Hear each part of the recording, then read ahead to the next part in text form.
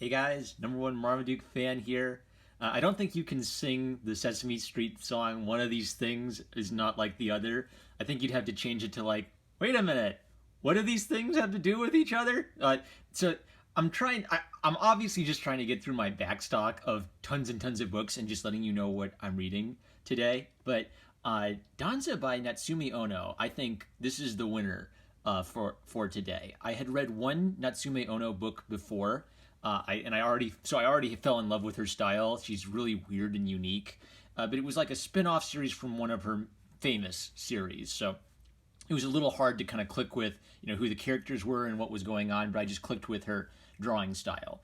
Danza is a collection of 6 short stories, and Ono is so unique. I think I want to review each short story on its own, just to kind of, because I see them all as self-contained stories. So.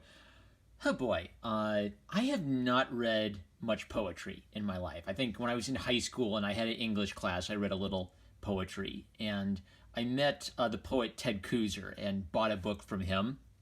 One of the things I don't like about most modern poetry is because it's sort of like left behind, rhymes and the sort of structured schemes of past generations. I have a hard time telling the difference between postmodern poetry and just sentences on the internet. But what I like about Ted Kooser's poetry is, even though he doesn't use like the traditional rhyming schemes, all of his poems seem to have like a point or a story to them. Like grandma washing in an old wash basin in the backyard and looking at the redness of grandma's hands, and that's kind of like a metaphor for the roughness of her life and for life in general, right? And it's kind of like how in haiku poetry, like most of the famous haiku poetry poems are about ponds or ripples or frogs. It's just supposed to give you like this little thing about life to mull over, and I connect that with slice of life short stories because I think good ones find a little thing in life and they sort of have you pause on that and reflect on that a little bit. Now, one reason I want to talk about Danza is there's a way to misapply that. If all you're doing is little mini-sodes of life, you don't necessarily have something meaningful to say about life just because you, I don't know, looked at your wart one time and you thought you saw the face of the universe reflected in your wart. I would not be a good Zen Buddhist monk. But if you can kind of connect a little thing from life to a deeper theme, then you can successfully resonate with that theme because you give it the flavor of life. So Natsume Ono's style, I don't know how I describe it, actually. I describe it as she sketches it down, and her sketch is the finished art. She doesn't need to go in and repolish it. It's fine. It's fine if things look wonky and eyes are all over the place, because the beauty of it isn't I'm going to religiously figure out every little detail. The beauty of it is shape, nose, eye, big cute eyeball, nose, sketchy cobblestone, sketchy trees and stuff. That has a beauty all its own. And I'm thinking of Marvel Comics a lot because your boy Zach has argued that a lot of 2017 to 2019 Marvel Comics, they don't actually like Marvel Comics. They like manga and they like little slice of life episodes. So that's what they write. And they don't like drawing in the Marvel style, so they draw in kind of like this cutesy generic cartoon style. And I think about that a lot because I like cartoon styles. I like slice of life stories. And maybe the 2 and 2 I've been putting together is a lot of it is, are you accomplishing what you want to accomplish? So if you try to mix a realistic superhero style with a cartoony style, it could end up being awkward and nothing feels right. Or the characters could look like Disney characters, but the backgrounds look sketched in and they don't look realistic. It looks like the characters are floating in space. But if you, I like the phrase commit to the bit because it's such a great phrase. If you commit to the bit of just drawing and just sketch it out there, then it's sort of like everything gets an overall funny, weird look, and you accept it better, right? Does that make sense? So if everything looks weird, then it all fits together. If the buildings look weird and the characters look cartoony, they don't really fit together because cartoony Disney characters doesn't really fit with a bad drawing of a building. You've got to nail the style that you're actually seeking to evoke. So the other interesting thing is maybe I think that Natsume is using wood cuts or linoleum cuts for color, or maybe recreating that digitally. That's the thing. You can recreate any traditional medium digitally these days, but woodcut and linoleum blocks, you don't draw on top of them, you cut away from them with knives and other tools like that. And then the ink goes on, which means everywhere you drew becomes white and everything you didn't touch stays black. It's a great technique, and it means that you get like little speckles of black in places, and your hatching is all, and cross hatching is all in white. So I noticed the little speckles there that are kind of the symbol, the kind of telltale sign of that kind of thing. And, you know, things like these faces where, you know, there's just a couple, you know, quick little doodles of faces almost, but like pleasant, you know, waving goodbye to the nice kid, and he meets his father and kind of has like a quiet moment as he meets his father for the first time in a while. So the story of this is son who feels a little estranged from his dad. His mom and dad divorced, and his mom wouldn't allow him to see his dad because she wanted him to only think of his new dad, his stepdad, as his dad. So that means he's not gotten really any connection to his dad in years. And so something he does is he goes to his dad's place in Italy. That's the other thing. Natsume Ono seems to be really interested in Italian culture. I think it really helps to look at some other land or some other people for ideas, and then bring some of your own experience and beliefs and attitudes in life into that. So I think a lot of young people are looking at Japan saying, oh boy, I get to learn all about Japan and Japanese cultural history. But then Natsume Ono, well, she looks at Italy and she gets some inspiration from that. So it's this sad sort of like father-son story where he feels really disconnected from his dad. And the theme of the chapter is rubber boots. Now, I mentioned poetry before because the thing about poetry is I think good poetry, every word has to matter. Mark Twain has a great line that, you know, the different poetry is pretty much the difference between lightning and lightning bug. One word makes all the difference. So for a good short story, you know, it's got to be to the point. Like you either get it or you don't. So the rubber boots become a metaphor for his relationship with his dad. And at the end, he realizes something about his and his dad's rubber boots that kind of gives him this moment of peace where like, oh, okay, maybe I can form a good relationship with my dad. That's the point, right? You should actually read it for yourself so you can enjoy it for yourself and get the point. I can't really explain to you what the appeal, I can explain to you what the appeal is and what I took out of it, but because it's a short story and it's so to the point, you just gotta just read it for yourself. I think you'll dig it. So this is an example of what I'm talking about, where everything's kind of wonky and sketched out. Therefore, it feels good, even if it's not correct according to Renaissance ideals. More about that later. So, you know, little brush strokes, and then like a wavy little line for the fence, and the house just like, and that's it. That's all you need. You don't need to pull out a ruler and measure, you know, every little vanishing point, because all over you rest. You feel, okay, this makes sense. These things fit together. I understand it.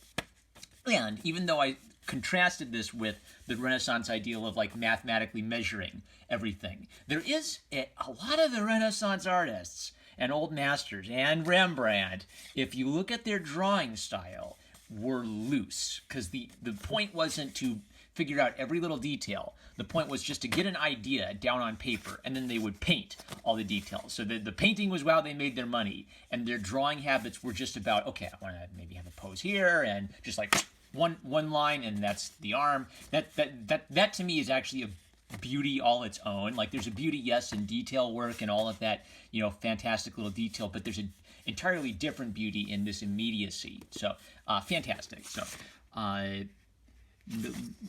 just flip through it a little bit more. Okay, so here's something, right? Like the face isn't structured, right? But I accept it because I just get used to seeing Natsume Ono's faces looking this way. Here's some more great like loose doodly sketches where I think she's just moving her hand freely across the page. Her profiles, because she starts with these simple shapes, she just gets the nose and chin down to a very simple idea. An emphasis on kind of taking a break and just showing, you know, an expression, and the expression is kind of a punctuation to a conversation. It was great. So, yep. So it touches on like death. It touches on like this deep thing of like that. Yeah. Okay. 10 minutes. Check out Natsume Ono. Especially if you're interested in slice of life stuff and maybe like short storytelling. I forgot the author, but that famous short story, For Sale, Baby Shoes, Never Worn, 6 words, and it's a complete story. I gotta look up that author because I love that example. That's what Natsume Ono is good at, and you should check it out. All right, other things. She-Venom. Zach already reviewed this, and he joked how she's thicker than a bowl of oatmeal. I don't know, Larry Hama. Zach helps me by kind of like pointing out like good creators from the 90s who, I read a lot of 90s books, but I didn't pay attention to who any of the creators were. So Larry Hama had this kind of fun, tongue-in-cheek sort of pop culture style, and I picked it up here. It's bad enough that you're thieving low-life troglodytes, but you're sexist pervo pigs to boot. And his point is that's basically what the what's his name? The Marvel movie style is basically ripping off Larry Hama's script style. Greg Luzniak did the breakdowns. I've noticed Jim Palmiotti's name a lot, so he seems to be like an old, reliable guy. And Ken Branch were the inks. It was just an okay, like average run-of-the-mill, super 90s horrific comic. I can't really mentally accept She-Venom's, ugly face with that bodacious body. Okay, I marked this for like a really OCD reason. So the police are chasing down the Sin Eater, and he says Emil Gregg in big letters, and then Engelschwert's name is in tiny letters, and you can tell that the letterer had to like think, oh great, how am I going to fit Engelschwert on here, and shrunk it down.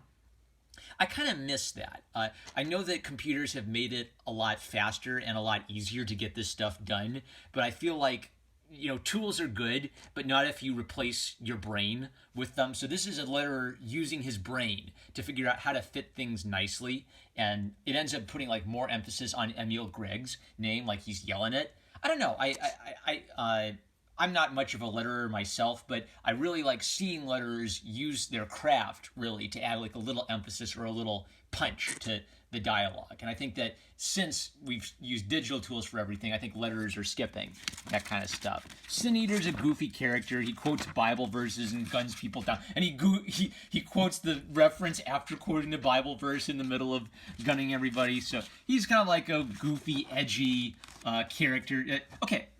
What's interesting about this is he's edgy. It's like a Christian Bible thumper guy who shoots people, but I don't read it as a, epic ponage of Christians, am I right? Because the point is he's clearly insane, and he was driven insane by his crazy neighbor. So I don't see that as like a political lecture directed at me. It is a little goofy, but I like this little bit at the end where he quotes John. In the temple he found people selling cattle, sheep, and doves, and the money changers seated at their tables, which is great because if you know the reference, that's a reference of Jesus going into the temple and turning over all the tables of the money changers, and he's outside the stock exchange. So it doesn't say he's going to go in and shoot all the stock exchangers, but the setup, if you know the reference, tells you that. I thought that was a nice little bit on Hama's part. All right, so She-Venom's kind of goofy. The Punisher was really, really good. I don't know what... It says it's a reprint of The Punisher #1. I don't know what that means. Is that Volume 1 #1 or Volume 2 or Volume 3 #1? It refers to all these past events, but it gets me caught up. Someone drugged Frank Castle and drove him crazy, and now he's back in prison. People are checking out his file, and he's going to be like super tough and fight all the prisoners. It's a great, cool, prison revolution story where some people are planning a breakout, and Frank Castle has to decide whether he'll join the breakout or stop the breakout. There's some great fights, and I like that Frank Castle is ugly in this. So my history with Frank Castle is when I was a little kid, I didn't like him because he shot people, and good guys don't shoot people, bad guys shoot people. And now that I'm an adult, what I'm kind of getting is he's a true anti-hero, where I don't think that the writers are telling you it is good that Frank Castle guns down these people, you should be just like Frank Castle. They're using Frank Castle as kind of a tragic character where he's doing this because he lost everything. He lost his wife and his children. This has probably driven him insane and driven him to do things that we know are evil. But at the same time, even though he's evil and he's murdering people, he's still bringing justice to evil people, and that's the appeal of the character. I thought it was interesting that they kind of drew him. I want to get the artist.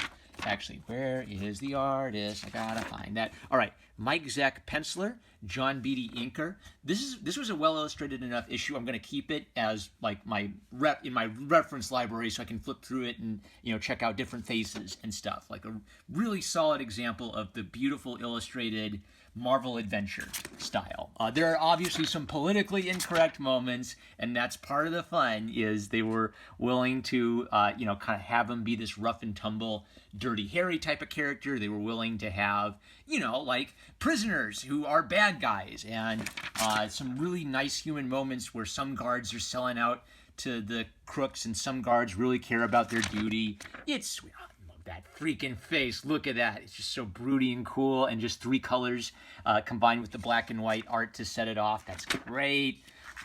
Evil, cigar smoking mobsters and homemade silencers, and a big giant guy who is twice the size of Punisher, and they have it out. It was a great little adventurous issue.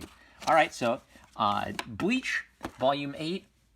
I'm really digging Bleach, and I'm scared because everybody says it gets bad eventually. But the other day I received a letter from a reader who said that they had named their son Ichigo.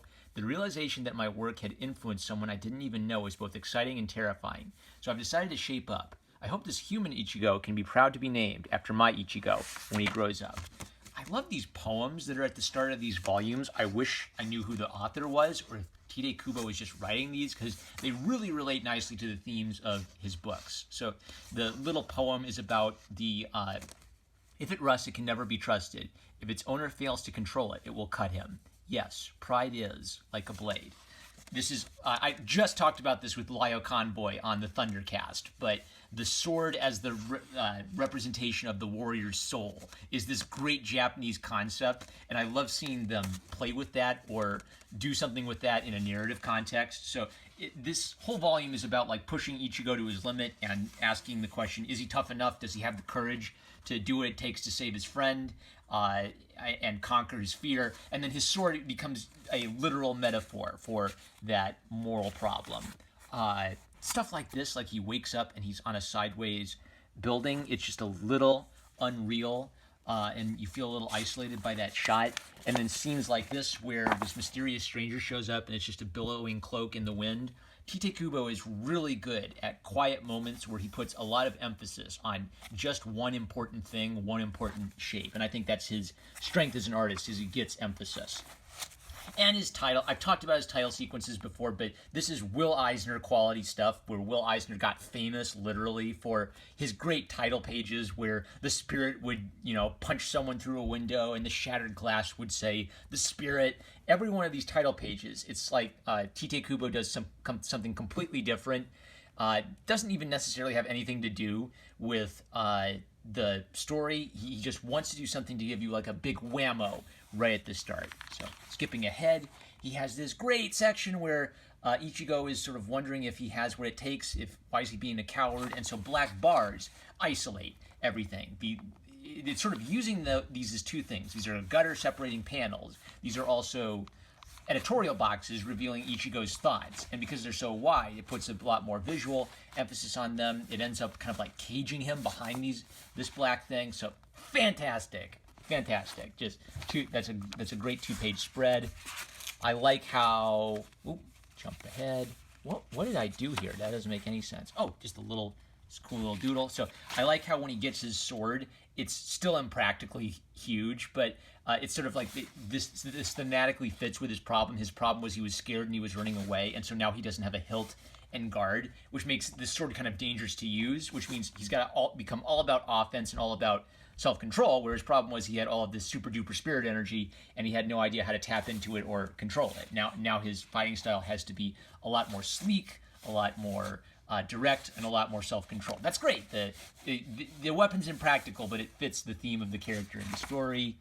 Why did I mark this? Sometimes I don't know why I mark things. Oh, okay, I marked this because this is a fantastic title page. Little risque, but like big brush strokes, and they sort of double his hair and prison bars to represent how she's a prisoner and needs help. But and they all have like their own like nice little edge to them and sketchiness as the brush strokes terminate. And then he does the reverse letters so you can read it, but then it kind of still fits with the shape of everything. Man, what a visual thinker. Con Baby. Oh, I marked this for some reason. Oh yeah, I love TV tropes, and they mention some like idioms from manga I've never heard of. So I hope if you know if there's like an article out there somewhere explaining what these are, please let me know because I'm really interested. What's your favorite? What 4 character idiom do you like? My favorites are Shiri Metsuretsu, chaotic, and Janu Niku Kyoshoko, the law of the jungle, from Oga Tsukaku in Yamagata.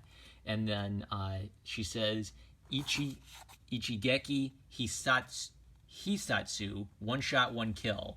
And Khan says, Inran Kyonyu, big booby nympho. What? Okay, so I'm really interested in what those are. I love that I've read a lot of manga, and there's still lots of like things I just don't know. Like every time I read one of these, it's Japanese cultural history time, and I learned something about the culture I didn't know. So, Bleach is great. The Punisher is great. Bride of Venom, wherever that went, it was just okay, silly fun. But I'll keep reviewing Natsume Ono's Danzo short stories, and trust me on this. Anytime an artist draws like no one else draws, you ought to at least look into it. Even if it's not your thing, you ought to look into it and see what it is they're doing, because they're doing something with their tools and with the craft that no one else is doing, and maybe you can pull from that. That's it. I'm #1 Marmaduke fan. Bleach is going back to the library. Catch you later.